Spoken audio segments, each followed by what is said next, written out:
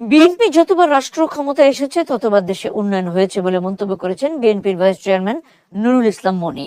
গতকাল বরগুনা জেলার বেতাগী উপজেলার জেলেপাড়া সার্বজনীন শ্রী শ্রী দুর্গা মন্দির প্রাঙ্গণে হিন্দু সম্প্রদায়ের সঙ্গে আয়োজিত এক মতবিনিময় সভায় তিনি এই মন্তব্য করেন।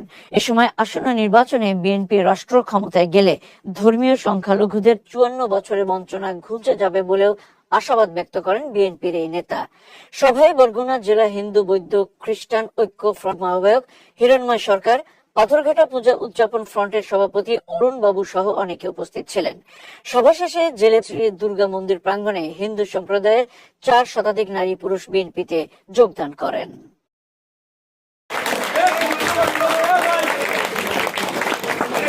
ধর্ম যার যার, রাষ্ট্র সবার। এই রাষ্ট্র আপনাদের পাশে দাঁড়াবে। আপনাদের জানের রক্ষা করা দরকার, আপনাদের মাল সম্পদ রক্ষা করা দরকার। এখানে হিন্দুরা ৫ তারিখের পরে অনেকে দোকান করতে পারে না।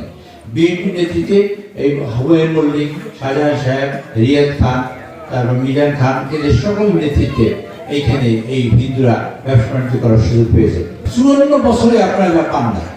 একবার যদি তারিক সাহেব প্রধানমন্ত্রী হন এবং এই কথা যদি আপনারা বাস্তবায়ন করতে পারেন, সমস্যা থাকবে না। থাকবে না এইভাবে যে আপনারা তার মুসলমান ৯২ জন, সংখ্যালঘু আছে ৮ জন। এখন চাকরি হলে ১০০ সংখ্যালঘু, মানে ১০০ চাকরি হয় যদি ৮টা পাবে সংখ্যালঘু আর ৯২ মুসলমান।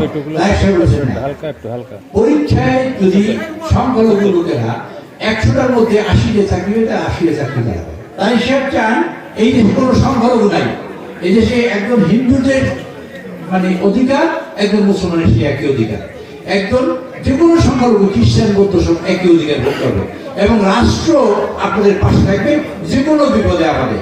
এই কাজটা তারা শেষ করতে চান এবং তার জন্য আমি নুরুল ইসলাম মনি ধানের শীষ মার্কা দিয়ে নির্বাচন করতে চাই। আমি যদি নির্বাচিত হই তাহলে তারেক সাহেবের একটি হাত আরো শক্তিশালী যাবে এবং তারেক সাহেব বাংলাদেশে প্রধানমন্ত্রী হওয়ার সুযোগ পাবে।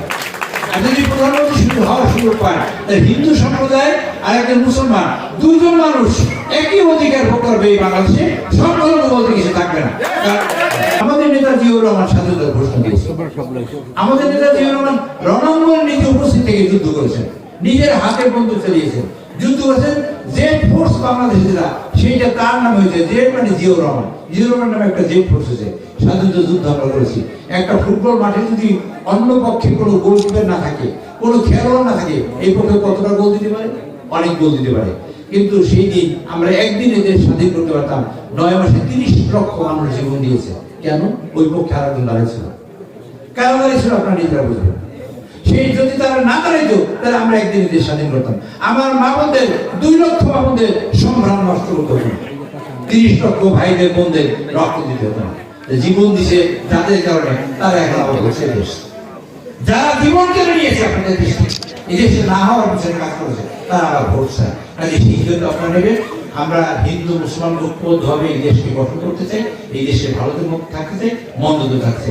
এই দেশ উদ্ধারের জন্য, এই দেশ নির্মাণের জন্য আমরা সবাই ঐক্যবদ্ধ দায়িত্ব পালন করবো। সেই প্রত্যাশা ব্যক্ত করে আজকে যারা বিএনপিতে যোগদান করবেন আমি তাদেরকে স্বাগত জানাই এবং তারেক রহমানের পক্ষ থেকে, বেগম খালেদা জিয়ার পক্ষ থেকে আমি আপনাদের বিএনপি পতাকা দলে সকলকে স্বাগত জানাই।